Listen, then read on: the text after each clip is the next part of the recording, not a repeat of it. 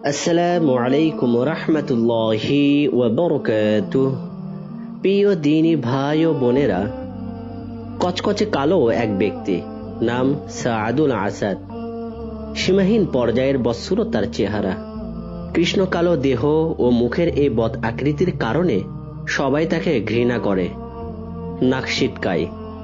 ফলে জীবনের ব্যাপারে চরম নৈরাশ্যে ভুগছেন তিনি। ভাবছেন এ জীবন একেবারেই অর্থহীন, নিরর্থক। যাই হোক, হতাশা আর নিরাশায় এক পর্যায়ে তিনি দয়ার সাগর রাহমাতুল্লিল আলামিন মুহাম্মদুর রাসূলুল্লাহ সাল্লাল্লাহু আলাইহি ওয়াসাল্লামের দরবারে উপস্থিত হলেন। বললেন, হে মুহাম্মদ সাল্লাল্লাহু আলাইহি ওয়াসাল্লাম, আমি ঈমান আনতে চাই, কিন্তু আমার আশঙ্কা হচ্ছে যে এ বদ আকৃতির ফলে আমাকে জান্নাতে প্রবেশ করতে দেওয়া হবে কিনা। একথা শুনে রাসূল সাল্লাল্লাহু আলাইহি ওয়াসাল্লাম সীমাহীন স্নেহ ও সহমর্মিতার দৃষ্টিতে তার দিকে তাকালেন। অতঃপর দরদ ভরা কণ্ঠে বললেন, হে সাআদ, জান্নাতের দরজা তোমার জন্য উন্মুক্ত। সেখানকার প্রবেশ পথে তোমাকে বাধা দেওয়ার মতো কেউ নেই। তাই নাকি? আমি জান্নাতে যেতে পারবো? জান্নাতের প্রবেশদ্বারে কেউ আমাকে বাধা দিবে না? অপরিসীম বিস্ময় ও আনন্দের সঙ্গে তিনি এ কথাগুলো উচ্চারণ করলেন এবং সাথে সাথে বুলন্দ আওয়াজে কালেমে শাহাদত পাঠ করলেন। ইসলামের সুশীতল ছায়ায় আশ্রয় নিলেন। এর কিছুদিন পরের ঘটনা। হযরত সাআদ রাদিয়াল্লাহু তাআলা আনহু আবারও একটি অভিযোগ নিয়ে রাসূল সাল্লাল্লাহু আলাইহি ওয়াসাল্লামের খিদমতে হাজির হলেন। দ্বিতীয়বারের মতো তার চোখ মুখ থেকে নৈরাশ্য ঝরে পড়ছিল। তিনি বললেন, হে আল্লাহর রাসূল, ইসলাম তো আমার সাথে জান্নাতের ওয়াদা করেছে সত্য, কিন্তু দুনিয়া যে আমাকে ধিক্কার দিচ্ছে। আমি বিবাহ করতে চাচ্ছি, কিন্তু আমার বৎসুরতের কারণে কেউ আমার সাথে আপন মেয়েকে বিবাহ বন্ধনে আবদ্ধ করতে রাজি হচ্ছে না। বলো কি তুমি, কেউ তোমাকে পছন্দ করছে না? যাও, শাকিফ গোত্রের মুসলিম সর্দার আমর ইবনে ওয়াহাবকে আল্লাহর রাসূলের ফয়সালা শুনিয়ে দাও যে তার মেয়েকে সাআদের সাথে বিবাহ দেওয়া হয়েছে। রাসূলুল্লাহ সাল্লাল্লাহু আলাইহি ওয়াসাল্লামের মুখ থেকে কথাগুলো শ্রবণ করে হযরত সাআদ রাদিয়াল্লাহু তাআলা আনহু সীমাহীন বিস্মিত হলেন। ভাবলেন, এটা কি করে সম্ভব? যার নিকট একজন সাধারণ লোকও স্বীয় কন্যাকে বিবাহ দিতে রাজি হচ্ছে না, সেখানে কি করে একজন সম্ভ্রান্ত বংশের সম্মানিত সর্দার তার আদরের দুলালিকে বিবাহ দিবে? কিন্তু হযরত সাআদ রাদিয়াল্লাহু তাআলা আনহু স্বীয় জীবন নিয়ে হতাশায় ভুগলেও আল্লাহর রাসূলের কথার প্রতি তার পরিপূর্ণ আস্থা ছিল। তাই অন্য কোনো চিন্তা না করে তৎক্ষণাৎ তিনি গোত্রপতি আমর ইবনে ওয়াহাবের নিকট পৌঁছলেন এবং রাসূলের কথাগুলো তাকে শুনিয়ে দিলেন। হযরত সাআদ রাদিয়াল্লাহু তাআলা আনহু এর কথাগুলো শুনে গোত্রপতি রাগে গোস্বায় অস্থির হয়ে পড়লেন। সীমাহীন পর্যায়ের কালো কুৎসিত বৎসরত এক ব্যক্তির সাথে তার অপরূপ সুন্দরী ষোড়শী কন্যার বিবাহের কথা কল্পনা করে তিনি একথা ভাবতেও ভুলে গেলেন যে বিবাহের এই প্রস্তাবের মূলে রয়েছেন দোজাহানের সর্দার রাহমাতুল্লিল আলামিন, জগতের সর্বশ্রেষ্ঠ মানব হযরত মুহাম্মদ রাসূলুল্লাহ সাল্লাল্লাহু আলাইহি ওয়াসাল্লাম।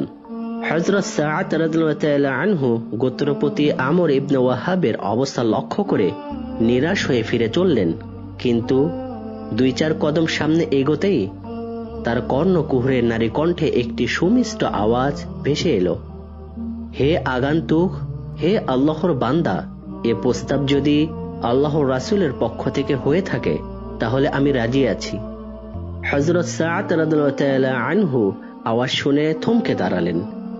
এদিকে মেয়ের মুখ থেকে আল্লাহর রাসূলের নাম শুনে আমর ইবনে ওয়াহাবের রাগ বরফের ন্যায় শীতল হয়ে গেল। তার হুঁশ ফিরে এলো। অতঃপর স্বীয় ভুল বুঝতে পেরে অত্যন্ত আদর ও সম্মানের সাথে হযরত সাআদ রাদিয়াল্লাহু তাআলা আনহুকে বরণ করে নিলেন এবং তার সাথে আপন মেয়ের বিবাহ পড়িয়ে দিলেন।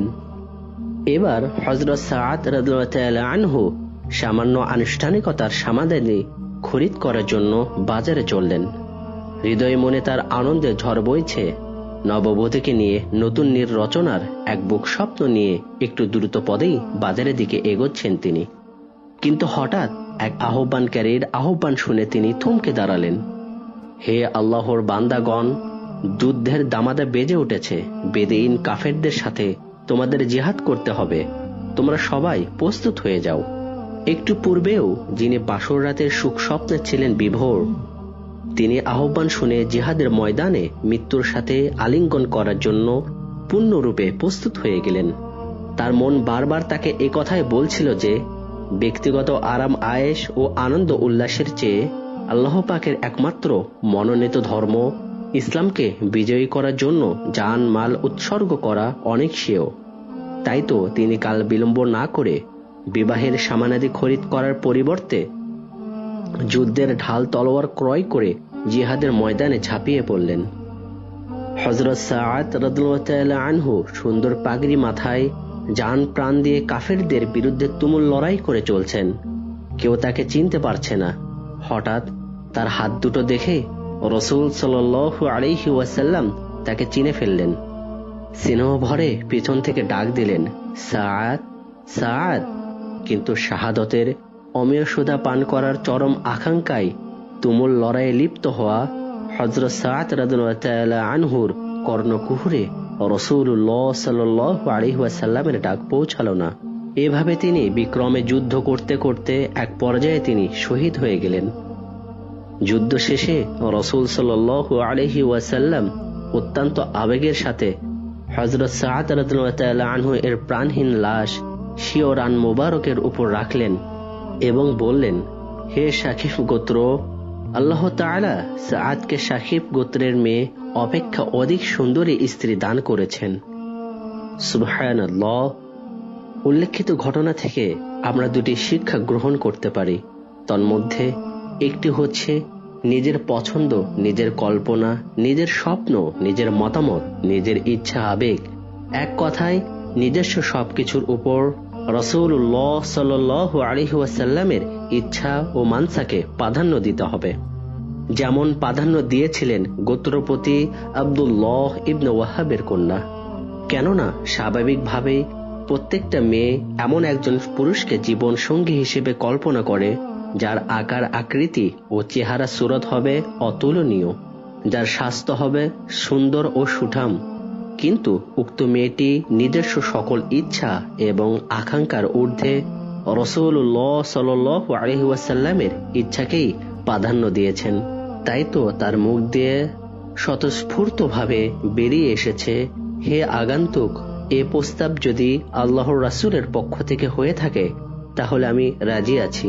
সম্মানিত হাজিরিন, উক্ত মহিয়সী মহিলা এ কথার মাধ্যমে কিয়ামত পর্যন্ত আগত সমগ্র নারী জাতিকে এ কথাই বোঝাতে চেয়েছেন যে, হে বিশ্বের মহিলা জাতি, তোমরা সর্বদা সকল ক্ষেত্রে নিজের ইচ্ছা ও আকাঙ্ক্ষার উপর রাসূলুল্লাহ সাল্লাল্লাহু আলাইহি ওয়াসাল্লামের ইচ্ছা ও আকাঙ্ক্ষাকে প্রাধান্য দিও, এতেই তোমাদের কল্যাণ হবে।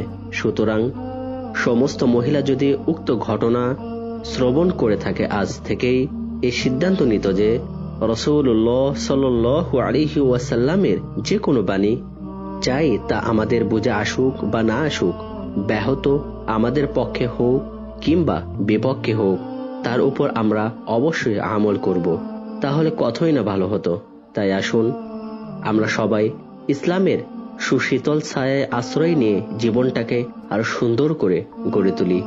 আসসালামু আলাইকুম ওয়া রাহমাতুল্লাহি ওয়া বারাকাতুহু।